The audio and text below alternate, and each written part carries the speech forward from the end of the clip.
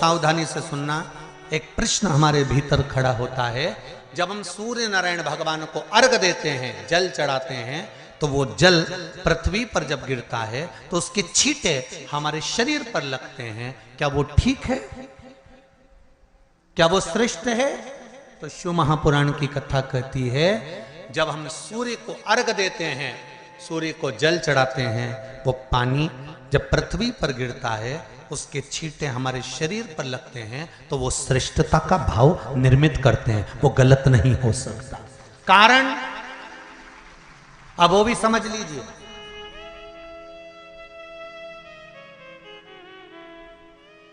अब सूर्य नारायण भगवान को आप जल चढ़ा रहे हो तो छींटे नहीं लगे, उसके लिए क्या स्टूल पे चढ़ के चढ़ाओगे कि कुर्सी पे चढ़ के चढ़ाओगे? अरे बोलो तो सही। अब कई लोगों के दिमाग में यह बात भरा गई कि हम भगवान को जल चढ़ाते हैं, वो हमारे शरीर में छींटे लगते हैं, जमीन पे से पानी गिरता है, वो हमारे शरीर को छींटे लगते हैं, भगवान को अच्छा नहीं लगता होगा। कौन ने कहा? पहले तो उसको पकड़ के ला।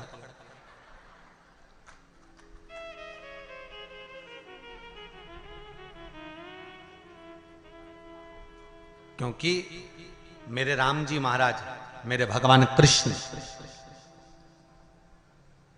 बड़े बड़े संत, साधु, सन्यासी, तपस्वी, साधक, उपासक जितने भी हुए, जिन्होंने सूर्य की आराधना करी, इन्होंने टेबल पे चढ़कर या कुर्सी पे चढ़कर जल नहीं चढ़ाया, इन्होंने पृथ्वी पर खड़े होकर ही, क्योंकि पृथ्वी तत्व के देव हैं शिव।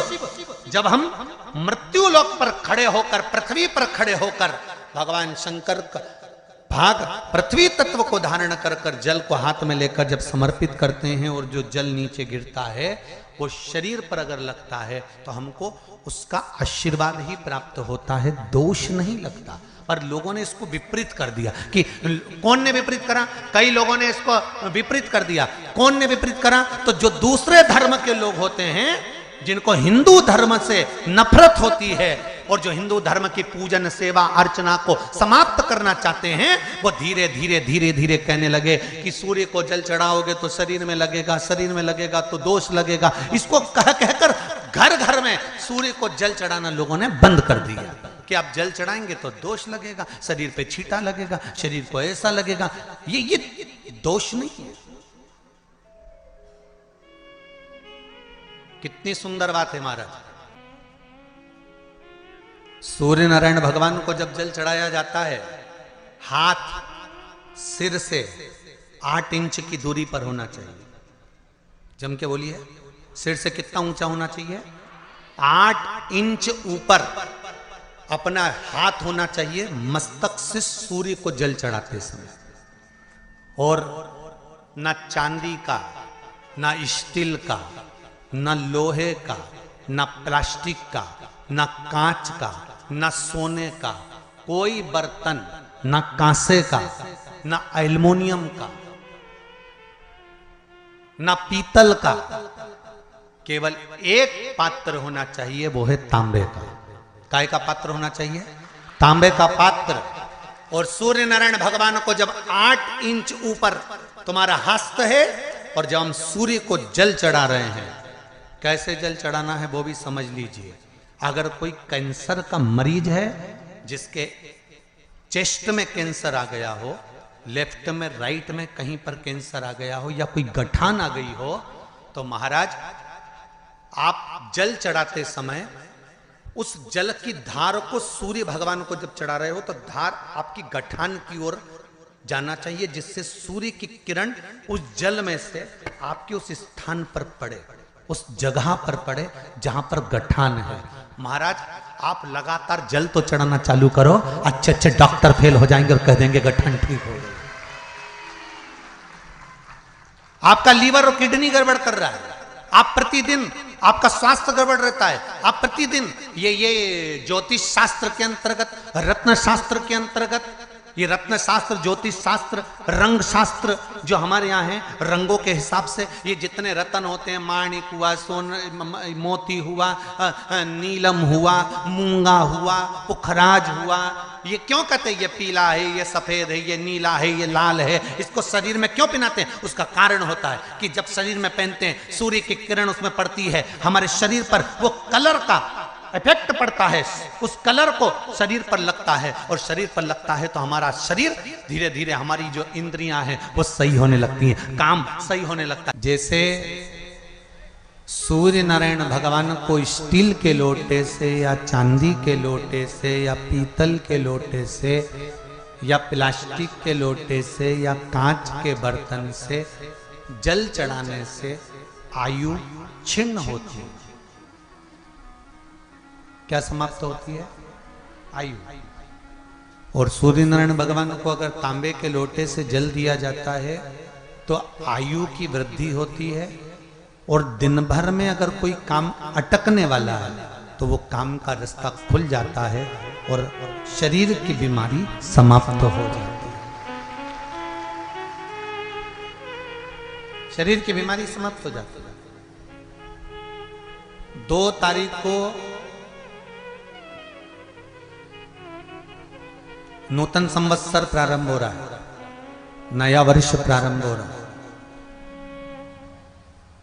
2 तारीख नया संवत्सर, नया वर्ष प्रारंभ हो रहा है। एक नियम बना लो कि हमारे शरीर को, क्योंकि दिन भर हम दुकान पे बैठे रहते हैं, नौकरी में लगे रहते हैं, सर्विस में लगे रहते हैं, अगर मुंबई, पूना, चेन्नई, मद्रास आदि कादिक बड़ी बड़ी सिटियों में लोग रहते हैं तो उनको ऑफिस जाना पड़ता है, सवेरे से जल्दी उठते हैं, काम करते हैं, दिन भर ऑफिस में लगे रहते हैं। व्यापार करने वाला व्यक्ति व्यापार करता रहता है, नौकरी करने वाला व्यक्ति नौकरी करता रहता है, धंधा करने वाला व्यक्ति धंधा करता रहता है, ठेला चलाने वाला, गाड़ी चलाने वाला गाड़ी चलाता रहता है। घर की माताओं को एक नियम नए संवत्सर से चालू कर देना चाहिए। क्या नियम? क्योंकि जान है तो जहान है। बोलो सही है कि गलत है? शरीर में रोग आ गया, बीमारी आ गई, और तुमने 5 लाख रुपए महीना भी कमाया, मान लो, एक सरल भाषा में समझ लो, 5 लाख रुपए महीना तुम कमा रहे हो, 4 लाख रुपए महीना तुम कमा रहे हो, और शरीर में बीमारी आ गई। अब वो 5 लाख रुपए तुम्हारे कमाए हुए किसी काम के हैं क्या? हॉस्पिटल में जाओगे, दवाई में, गोली में, जांचों में वो समाप्त होते चले जाएगा। तुमने कमाया किसके लिए था? अपने बच्चों के लिए। मेहनत किसके लिए करी? अपने बच्चों के लिए। परिश्रम किसके लिए करा? आगे बढ़ने के लिए। और मालूम पड़ा कि तुम बीमार पड़ गए, जितना तुमने कमा कर जोड़ा था वो सब तुम्हारी बीमारी में लग गया। तो ऐसा कमाना कोई फायदे का है क्या?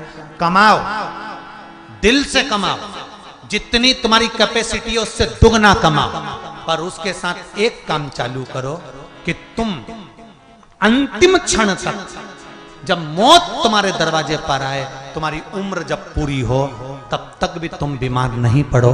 उसके लिए एक काम चालू कर दो कि नए साल से हमें तांबे के लोटे में पानी भरना है, सिर से 8 इंच ऊपर रखना है, सूर्य को अर्घ देना है, और जो पानी नीचे गिरेगा उस पानी में से सूर्य का दर्शन करना है। वो पानी जब हमारे शरीर के इस हृदय रेखा के सम्मुख से, इस कपाल रेखा के बीच में से, मध्य से उस पानी की धार जब सूर्य की किरण देगा तो हमारे शरीर में कोई बड़ी बीमारी, ना कैंसर, ना लीवर, ना किडनी, कोई अटैक पटैक आ ही नहीं सकती।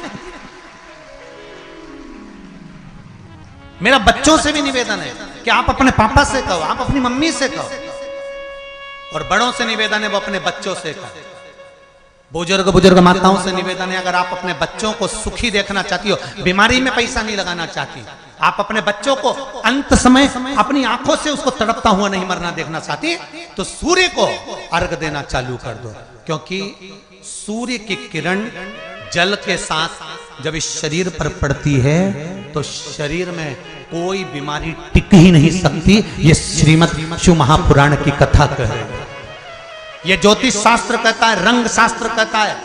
हमारे जितने ज्योतिष शास्त्र हैं, रंग शास्त्र हैं, नग बताते हैं, मोती बताते हैं, नीलम बताते हैं, पन्ना बताते हैं, ये सब क्या पहनाते हैं? रंग का क्यों पहनाते हैं? क्योंकि रंग का इफेक्ट इस शरीर पर पड़ता है। कपड़े कौन से कलर के पहन रहा है उसका इफेक्ट इस शरीर पर पड़ता है। उसी तरह 8 इंच ऊपर मस्तिष्क से तुम्हारा हाथ होना चाहिए, तांबे के कलश में जल होना चाहिए, और सूर्य को देखकर उस जल की धार में सूर्य को जल दीजिए। जिंदगी में बीमारी तुमको नहीं घेर सकती, और बीमार हो भी गए हो तो 15-20 दिन करके देखने में कुछ नहीं जाता। बाद में मत करना, श्योर वाला हमारा झूठ बोल रहा होगा, उसमें क्या दिक्कत? क्यों कह रहे हैं, क्यों बोल रहे हैं? उसका एक कारण है, आज के समय में लोग 80 साल और 90 साल के होकर नहीं जा रहे भाई। आज के समय में लोग अटैक आता है, बीमारी आती है, कैंसर हो गया, शुगर हो गई, बीपी हो गया, 60, 70, 75, 55, 40 में लोगों के प्राण छूट जा रहे हैं।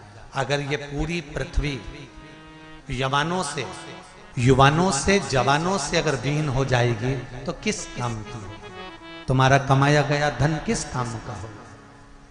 कौन कौन ले रहा है नियम? आज से 2 तारीख से नियम बना लो कि नूतन वर्ष से 1 तांबे का लोटा जल सूर्य नारायण को अर्घ देना है हमको प्रतिदिन। घर का चाहे छोटा हो चाहे बड़ा हो, जिस बच्चे को रोज बुखार आता हो, निमोनिया हो रहा हो, जिसका लीवर किडनी डैमेज हो गया हो, वो नियम बना लो, 15 दिन के अंदर 20 दिन के अंदर डायलिसिस में अंतर आ जाएगा तुम्हारे। तुम कर तो देखो, इस प्रभाव करे। बनाओ नियम। एक शमी का पौधा ऐसा होता है जो योनियों में, वृक्ष की योनि में अंतिम योनि पर लाकर रुक जाता है। कौन सा? शमी।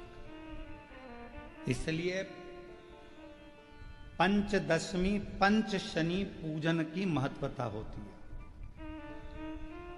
क्यों कहा जाता है कि अगर कोई आपको ज्यादा परेशान कर रहा है, बहुत टेंशन दे रहा है, बहुत ज्यादा अगर वो इतना हताश हो गए कि आपने सोच लिया अब तो मर जाऊं तो अच्छा है, इसका नाम लिख जाऊं, ये सब चीज करने से अच्छा है 5 दशमी। दशमी जानते हो?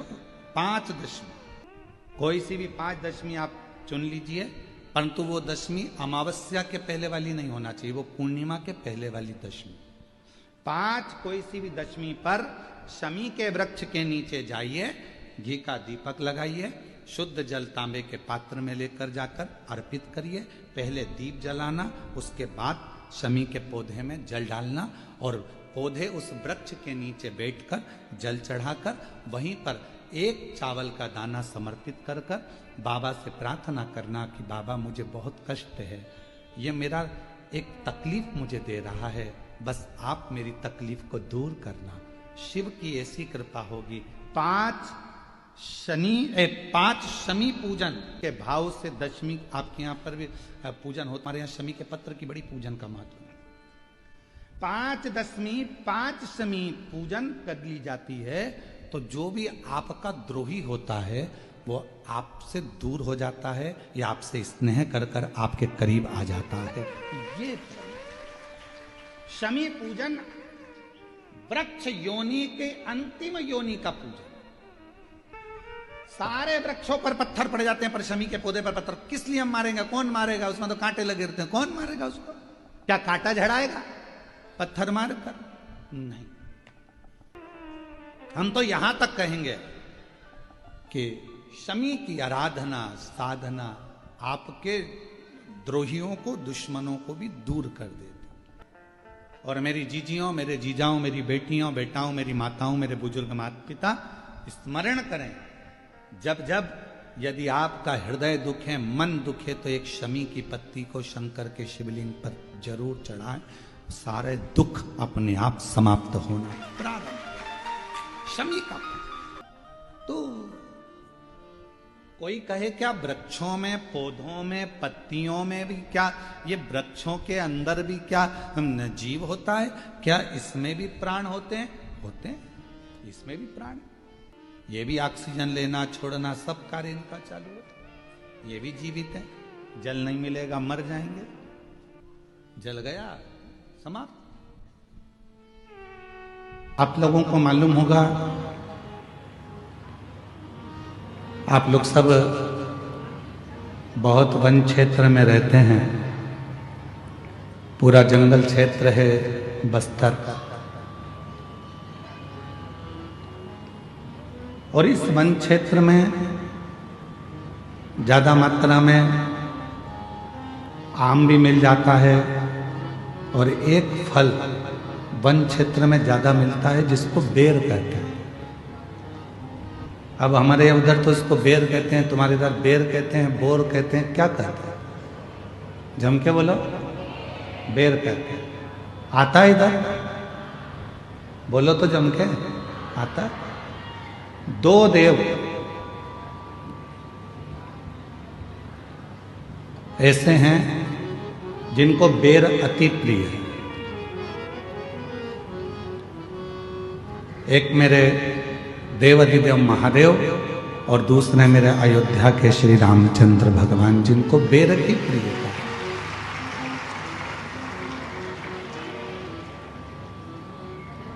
और इतनी प्रियता बेर की है मेरे राम जी को, इतनी प्रियता मेरे भगवान देवाधिदेव महादेव को है। इस बेर के पीछे मां जगत जननी ने एक बार भगवान शंकर से एक प्रश्न किया था, और आप लोगों को भी उस प्रश्न का उत्तर स्मरण में होना चाहिए।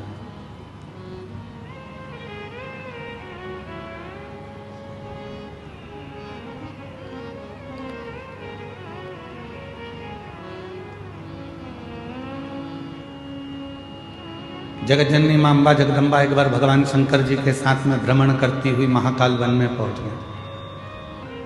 पार्वती मैया शिव जी के साथ में नंदी पर सवार होकर जब महाकाल वन में पहुंची और भ्रमण कर रही थी,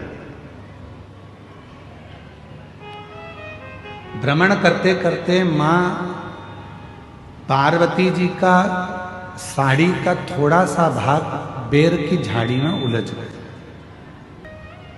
और बेर की झाड़ी में मां पार्वती जी का जब साड़ी का भाग उलझा, पार्वती मैया उसको सुलझाने लगी और देवाधिदेव महादेव थोड़ा सा आगे निकल गए। पार्वती मैया बेर की झाड़ी से अपने पल्लू को सुलझाकर वापिस शिव जी के पास आ गईं और उनके चरण पकड़कर महाकाल वन में मां पार्वती जी शंकर जी के पास बैठ गए।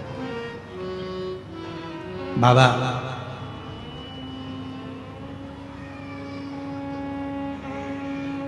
ये बेर की झाड़ी इतनी उलझी हुई है, ये बेर की झाड़ी इतनी उलझन उत्पन्न करती है, इतनी उलझी हुई है, इसमें इतने कांटे लगे हुए हैं, इतनी उलझन बनी हुई है, और फिर भी आपको बेर इतना प्रिय क्यों है? आपको ये बेर इतनी प्रियता क्यों है? आपको इस बेर की इतनी प्रियता क्यों? जब ये बेर की झाड़ी इतनी उलझी हुई है, इसमें कांटे इतने लगे हुए हैं, ये उलझन उत्पन्न करती है, इतनी उलझी हुई है, तो भी आपको बेर से इतना प्रेम क्यों है?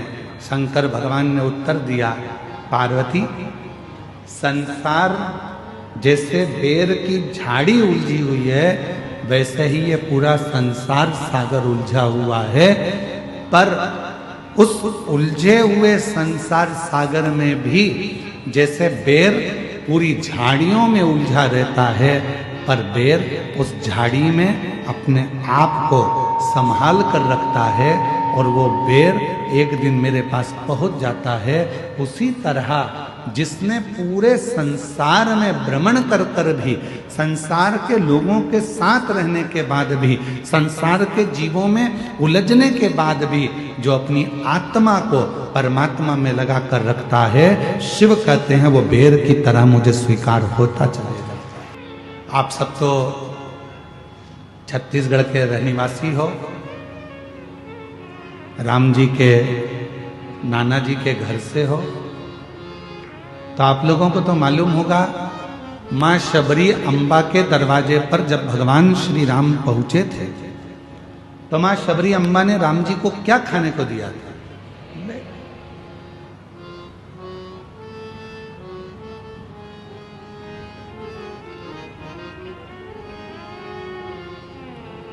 और भक्तों के घर भी सांवरे आते रहा करो,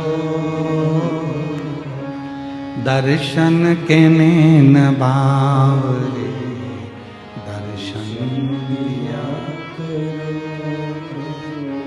कहते हैं प्रेम से प्रभु छिलके भी खा गए, कहते प्रेम से प्रभु छिलके भी खा गए।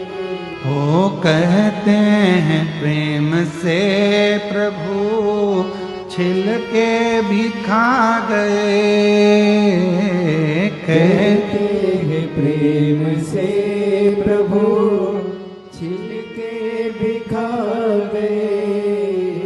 ओ कहते हैं प्रेम से प्रभु छिलके भी खा गए, शबरी के झूठे बेर भी खाते रहा करो, शबरी के झूठे बेर भी खाते रहा करो। दर्शन के नैन बावरे दर्शन दिया करो,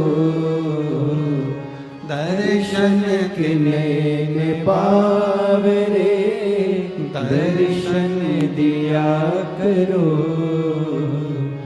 भक्तों के घर भी सांवरे आते रहा करो, शबरी के झूठे बेर भी खाते रहा करो।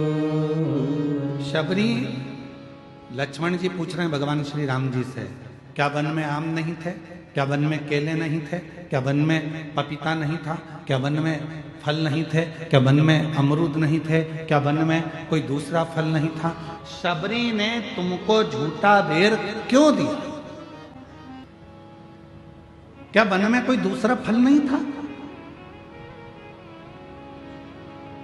वन में तो केले भी मिल जाते, अमरूद भी मिल जाते, आम भी मिल जाते, दुनिया के सारे फल मिल जाते, फिर शबरी बेर क्यों दे रही है तुमको? लक्ष्मण जी को थोड़ा सा गुस्सा आया, उन्होंने कहा ये मुझे ठीक नहीं लगा कि सारे फल छोड़कर शबरी तुमको बेर दे रही है।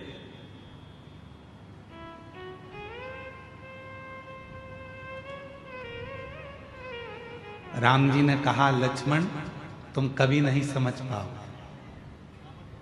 ये बेर शिव की बूटी है, औषधि है। शबरी लंका में चढ़ाई से पहले आपको और हमको बेर इसलिए खिलाना चाहती है, अगर ये वो कहते हैं ना कि ये कोरोना का इंजेक्शन पहले ही लग जाता तो आधे से ज़्यादा लोग बीमार ही नहीं पड़ते। ये अगर वो कहते हैं पोलियो की दवाई पहले पी लो तो शरीर में पोलियो नहीं होता है, टिटनेस का इंजेक्शन पहले लगवा लो तो फिर लोहे से जुड़ी कोई प्रॉब्लम खड़ी नहीं होती है, कोई बीमारी नहीं आती है। उसी तरह ये अगर थोड़ी सी बेर रूपी औषधि शिव की हमको प्राप्त हो गई तो समझ लो कि आगे चलकर हम रोग से ग्रसित नहीं हो पाए, रोग से नहीं। तो शबरी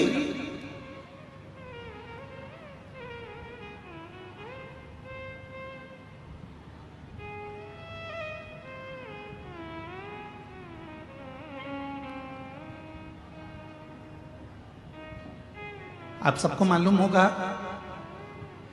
लक्ष्मण जी को राम जी ने बेर दिया था शबरी का झूठा वाला, और राम जी ने लक्ष्मण जी को दिया तो लक्ष्मण जी ने खाया था क्या?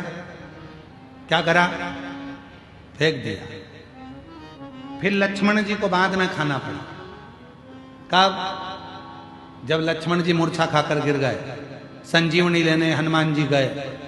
लोग कह रहे थे वो संजीवनी लेने गए हैं, पर राम जी मुस्कुरा रहे थे कि संजीवनी नहीं है, जो सबरी ने बेर दिया था वो तूने खाया नहीं था, फेंक दिया था, वो पर्वत पर जाकर गिर गया था। उस पर्वत पर बेर का जो पौधा लगा था, उस पौधे की पत्ती का रस तुझे निचोड़ कर दिया गया, तब जाकर तू उठ कर बैठा, तब नहीं खाया, अब खा।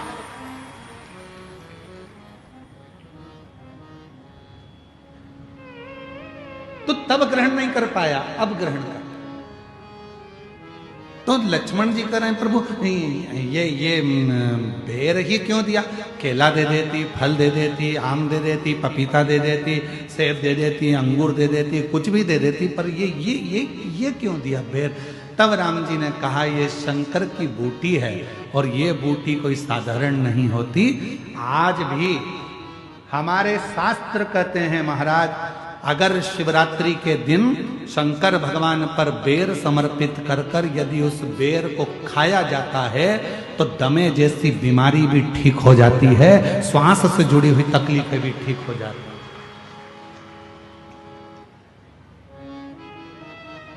जिस व्यक्ति को चलने में हाँपड़ी भराती है, थोड़ी दूर चलकर बहुत तेज हाँपने लगता है, उसके दम भराने लगता है, सांस फूलने लगती है और उसको 10 जगह पर बैठना पड़ता है। किसी से बात करते करते उसको दम भरा जाती है, ठंड का समय है उसको दम भरा जाती है, सांस भरा जाती है, बोल नहीं पाता है, उसको बार बार उसके लंग्स इन्फेक्शन होने लगते हैं। उस व्यक्ति को शिवरात्रि के दिन शंकर भगवान पर एक बेर चढ़ाकर उस बेर को अवश्य खाना चाहिए। तो वो फेफड़े की बीमारी हो, लंग्स की बीमारी हो, चाहे कैसा भी हमारा दमा भरा ना हो, वो ठीक हो जाता है। एक बेर जो मेरे भगवान राम जी को शबरी ने दिया वो बेर साधारण नहीं था, जो माँ पार्वती जी ने शंकर जी को समर्पित किया वो बेर साधारण नहीं था, जो माँ सती जब भगवान शंकर के साथ में कुंभज ऋषि के आश्रम में कथा श्रवण करने के लिए गई और बाबा कुंभज बाबा के आंगन में से एक बेर उनकी आज्ञा से तोड़कर शिव को समर्पित करती हैं और शंकर भगवान को श्री राम जी का दर्शन हो जाता है। वो बेर साधारण नहीं था, वो बेर सहजता का विषय नहीं है।